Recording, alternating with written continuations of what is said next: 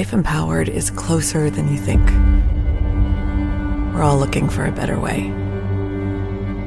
Reimagine what's next with a new sense of exuberance. Why not power on like you mean it? Or power off blissfully? A better sleep is a better awake. You've never moved like this before.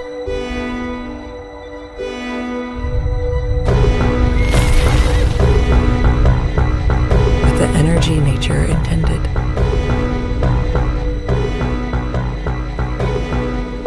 Imagine reprogramming the way you look at the speed of science.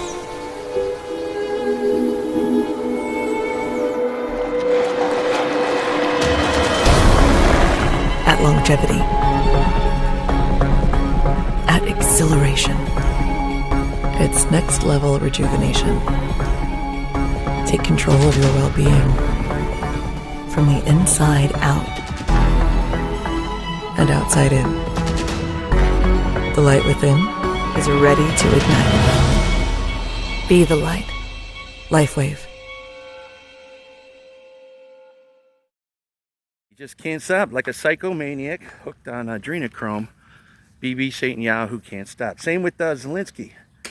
Right when the peace treaty is happening, Zelensky bombs Moscow. Sends a whole bunch, 200 drones into Moscow, blows the shit out of these oil drums.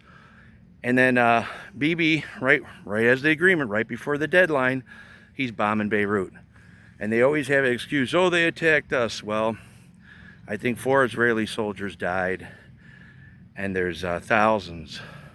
I think like 3,000 Lebanese that have died. I don't know what the numbers with Gaza.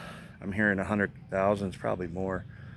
So, as soon as Trump tries to make peace, Satan's hand comes in and stops it, okay?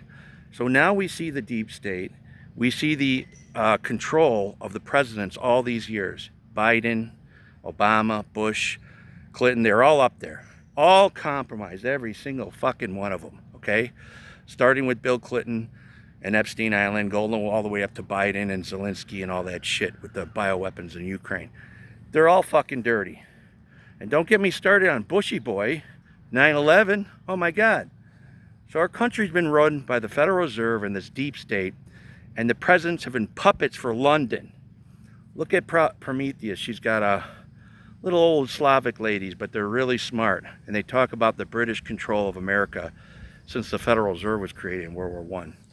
And they've been creating wars and getting us to fight those wars. World War I, World War II, Korea, Vietnam, Afghanistan, Iraq. All our people are dying for these rich elites out of London, the Vatican, and Israel. Ready, Max? Go. Follow the Bible, in the book of Revelation, we're the red horsemen. Wars and rumors of wars. The whole world's at war. So Trump's just trying to keep the midterm election from going all the way to the Democrat Socialists. Because right now, we have a 5th column in America. It's called the Democrat Socialists. These are communist, Marxist ideology into cultural Marxism, and their whole purpose is to overthrow America. And they're getting all these illegals in the inner cities. New York, Mandami the Commie, Chicago, let's go Brandon Johnson, and LA, Bass, or her communist Marxist Raymond Noodle lady. They all cheat to get in. How do they cheat? Mail-in ballots. So the world's at war. Political war, sociological, economical war, and BB Netanyahu and Zelensky are profiteers from death. They will go to jail if they stop the war. They're invested in these wars. Zelensky's invested in the war because he's done so much murder and mayhem and thievery and forgery and fraud that he'll be locked up by the UN. And same with BB. How many innocent families did BB murder? Okay? So these are the people that are running the country. This is the real deep state. And this is what Trump's fighting against. So all these TDS sons of bitches out there bashing Trump, you go fuck yourself. UFC was excellent. Trump's doing a good job. He's fighting off the deep state. He's fighting off Zelensky and Bibi Netanyahu, who want to start World War III. And he's trying to keep this country in one piece when we're being divided from the inside by the likes of Obama and his male wife named Michael. I mean, I'm sick of the lies. Why do we got to call a man a woman? Why do we got to do this? This all started with Obama. He flipped everything upside down like an antichrist. He took what's good, made it bad, take what's bad, made it good. He put queers in the church, he screwed up our schools, and he destroyed our medical institutions with Obamacare. Our country's divided, totally divided, and we are at war.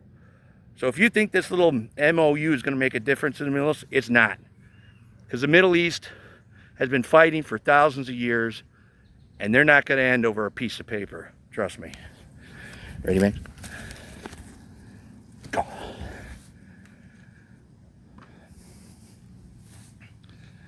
Good boy.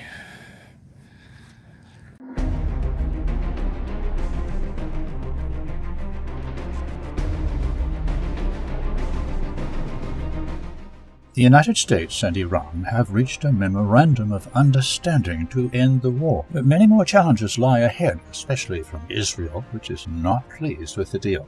Despite repeated warnings from Iran, on June 14th, as the deal was being finalized, Israeli strikes hit the southern suburbs of the Lebanese capital, Beirut, a stronghold of Hezbollah. The strikes were a clear attempt by Israel to sabotage the agreement. Still, Iran refrained from responding. The very next day, June 15th, a deal was announced.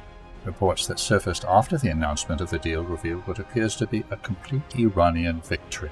The Islamic Republic appears to have gotten all of its demands, from sanctions relief to the release of frozen assets, and will even get to keep some sort of control over the Strait of Hormuz. Tehran will get access to a $300 billion fund, which other Persian Gulf states will help establish.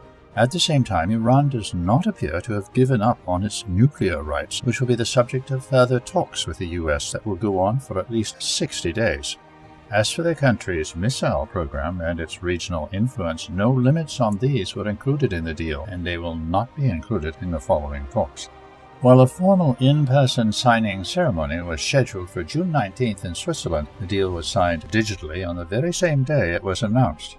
In his first comment on the deal later on June 15th, Israeli Prime Minister Benjamin Netanyahu vowed that Iran will not have a nuclear weapon. He also seems to criticize Trump, saying that he does not always see eye to eye with him.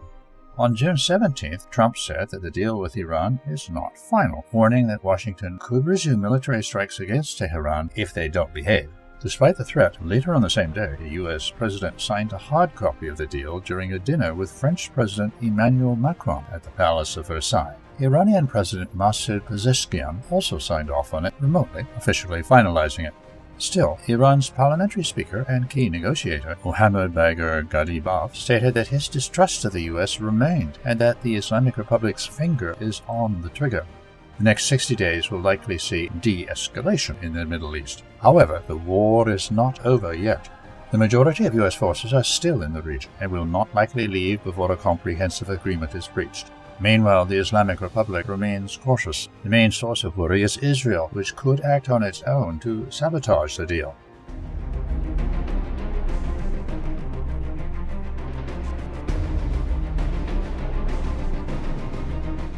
In the near future, there will be a significant increase in the likelihood of new attempts to initiate negotiations between Russia and Ukraine. Following the recent signing of the Iran deal, U.S. President Donald Trump stated that he will focus his efforts on resolving the conflict in Ukraine. With the chances of resolving the conflict with Iran high, the U.S. administration has more resources available to address other issues. On June 15th, President Trump arrived in Geneva, traveled by helicopter to Evian-les-Bains, France, where the G7 summit is taking place. The leaders of major European powers had already gathered there: French President Emmanuel Macron, British Prime Minister Keir Starmer, and German Chancellor Friedrich Merz. Ukrainian President Volodymyr Zelensky had also arrived. The conflict in Ukraine is expected to be one of the most important topics on the agenda. Europe will once again try to bring the United States over to its side. Everything now depends on Trump. However, reports indicate that a direct meeting between him and Zelensky is not included in his schedule. Speaking at the summit, British Prime Minister Keir Starmer already announced plans for a new package of sanctions against Russia. This package will include liquefied natural gas carriers, among other things. He made this announcement during a meeting with G7 partners.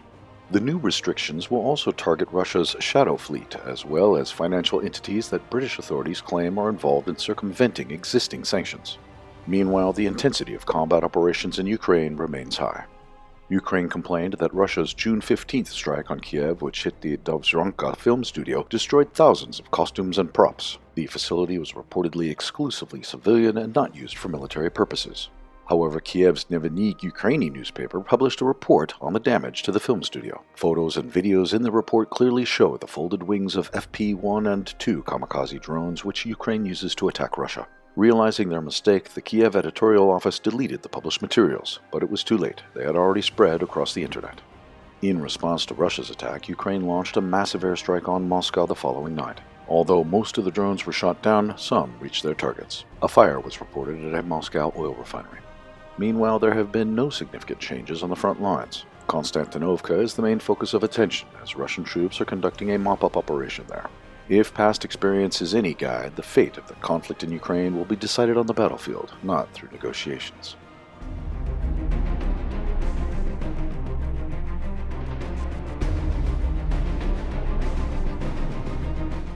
On June 16th, it was confirmed that the 65th Ammunition Depot of the Armed Forces of Ukraine was attacked. The facility, which belongs to the Central Missile and Artillery Command of the Ukrainian Army, is located on the outskirts of Balaklia in the Kharkov region. In addition to information from open sources, the attack is corroborated by the detection of thermal anomalies in the area of the Balaklia loading and unloading station. The Balaklia arsenal is considered one of the largest in Ukraine. According to official information, it covers 368 hectares. According to its specifications, the base is designed to hold 150,000 metric tons of ammunition. Furthermore, in the Ukrainian army, the personnel crisis continues to escalate. In the Chernov region, combat groups are being formed from the mobile air defense units of the 1,150th Separate Anti-Aircraft Missile Division to man and hold positions along the border. The unit's command decision has triggered a wave of desertions, with many soldiers cutting off contact immediately after the order was issued. Reports indicate a buildup of Ukrainian army units in the Sumy region. Despite heavy losses in the area, the Ukrainian armed forces continue to redeploy units from the 3rd Azov Army Corps. Meanwhile, major supply problems have emerged as Ukrainian volunteers attempt to provide food and other necessary supplies to the arriving units. As expected, the situation for the Ukrainian army in the Kupiansk sector has begun to deteriorate rapidly. On June 16th, Russian 6th Army units achieved significant victories in the Petropavlovka and Podoli areas. The offensive against Ukrainian positions on the northern flank of this sector has also intensified. Intense fighting has been reported near Novovasilievka and Figulevka. Russian mopping-up operations are ongoing in the central and southern parts of Konstantinovka. Isolated pockets of resistance from encircled Ukrainian units are still being reported in a number of areas. However, there is no longer any sign of an organized, unified defense. Such resistance remains only on the city's northern outskirts. The encircled Ukrainian soldiers are attempting to split through Russian positions at night. Such actions are extremely risky and do not permit the evacuation of large numbers of soldiers at once. On the northern flank of Slavyansk sector, Russian advance units have taken control of Malaya Piskunovka, a village west of Kryaya Luka. In the Dobropilya sector, Russian forces took control of Novy Donbass on June 16. An offensive is expected to move northward next, all the way to Alexandrovka on the regional border. A successful advance would enable Russia to seize a significant portion of the Donetsk People's Republic, which is currently under the control of the Ukrainian army.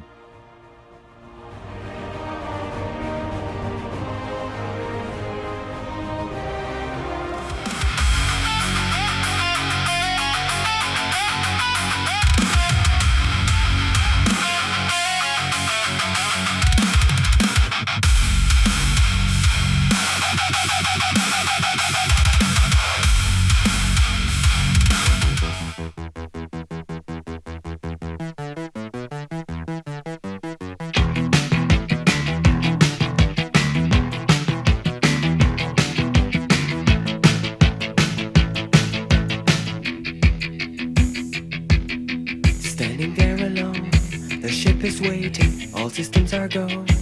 Are you sure? Control is not convinced, but the computer has the evidence. no need to abort.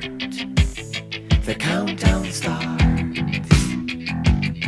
Watching in a trance, the crew is certain, nothing left to chance.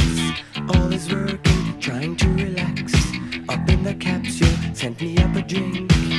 Jokes, Major Tom. The count goes on. 4, 3, 2, 1.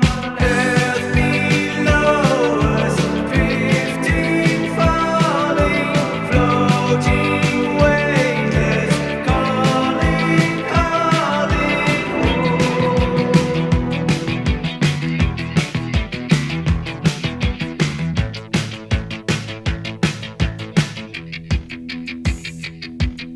Second stage is cut. We're now in orbit, stabilizers up, running perfect, starting to collect requested data. What will it affect when all is done? Thinks Major Tom. Back at ground control, there is a problem. Go to rockets full, not responding. Hello, Major Tom, are you receiving? Turn the thrusters on. We're standing by. There's no reply. 4, 3, 2, 1. Earth below us, drifting, falling, floating, weightless, calling, calling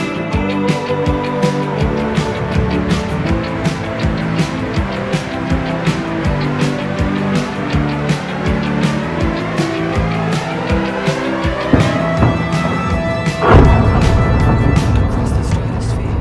A final message is now than nothing.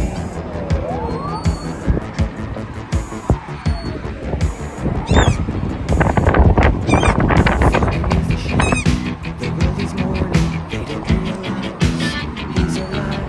No one understands, but Major Tom says how the life commands. This is my home. I'm coming home. Earth below us, drifting, falling, floating, weightless, coming home. Earth below us, drifting, floating, weightless, coming home. Drifting, falling, floating, weightless,